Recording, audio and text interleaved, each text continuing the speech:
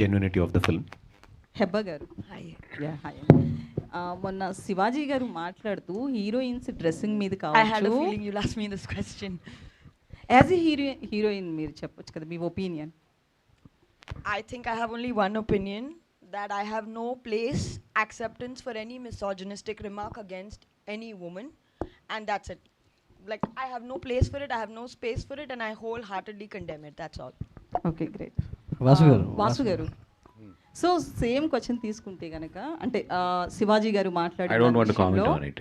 I don't want to comment on it. అంటే ఒక పెద్ద నిర్మాతగా మీరు ఇండస్ట్రీలో ఉన్నారు కదా, ఒక ఒపీనియన్ చెప్తారు. Sensitive situations లో it's better to be quiet. Vasu గారు ఏంటంటే వంశీ గారు మీరు మొత్తం ఇండస్ట్రీలో కొత్త వాళ్ళు సినిమా తీసిన మంచి కంటెంట్ వచ్చినా మీ వైపు తిప్పుకునేలా చేస్తున్నారు.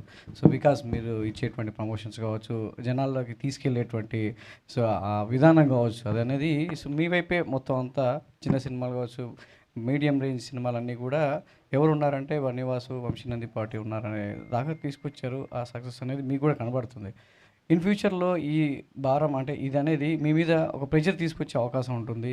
బికాజ్ మీరు కూడా సొంత నిర్మాణ సంస్థలో కొన్ని సినిమాలు తీయాలనుకున్న విధానంలో కూడా ఈ భారం అంతా కూడా మీకు ఎలా ప్రెషర్ అవ్వబోతుంది, దాన్ని ఎలా తట్టుకోబోతున్నారు అంటే ఫ్యూచర్లో అడుగుతున్నారు.